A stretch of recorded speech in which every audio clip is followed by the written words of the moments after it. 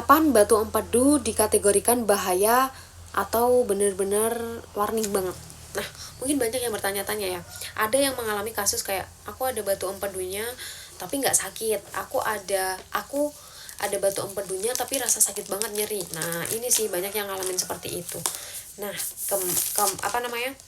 kebetulan yang Kak Pras itu kena batu empedu yang sakit, teman-teman, yang merasakan nyeri.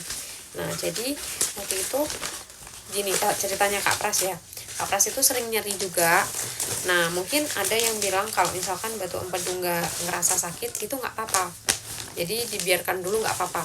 Nah, tapi takutnya lama-lama itu kalau misalnya kena ke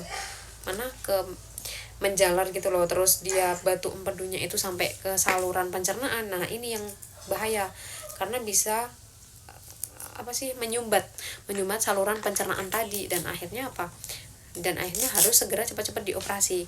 Nah, kalau saran aku ya, sebaiknya itu yang aku belajar dari kisah Kak Pras ya, meskipun nggak sakit mending segera ditanganin, karena kita nggak tahu kapan aja batu itu bisa gerak gitu, bisa nyumbat saluran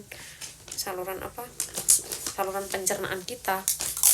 Dan alangkah sebaiknya ya segera dilakukan operasi segera ditanganin aja. Nah, Kak Pras juga kayak gitu waktu itu, tapi kebetulan Kak Pras tuh yang sakit. Jadi Masya Allah teman-teman, sakitnya guling-guling heboh itu, benar-benar yang kayak katanya ditombak di bagian perut kanan atasnya. Dan waktu itu ya udah, Kak Pras itu nggak mau, disarankan sama dokter untuk operasi kan. Nah, Kak Pras itu takut sama operasi, lebih menghindari ke operasi. Akhirnya waktu itu alhamdulillahnya itu dipertemukan sama herbal Cina. Teman-teman kalau tahu waktu itu batu empedunya Kak Pras itu ada 5, dan itu multiple, beda-beda ukuran juga. Dan alhamdulillahnya waktu itu lewat nemu herbal Cina itu menjadi jalan Masya Allah banget sih, mukjizat banget sih, karena Kak Pras bisa sembuh tanpa operasi menggunakan itu tadi. Dan Kak Pras itu tetap dengan catatan jaga pola makan juga, jaga kesehatan juga, olahraga juga untuk menjaga berat badannya. Dan alhamdulillah Masya Allah banget, Kak Pras sekarang kondisinya makin baik, makin sehat.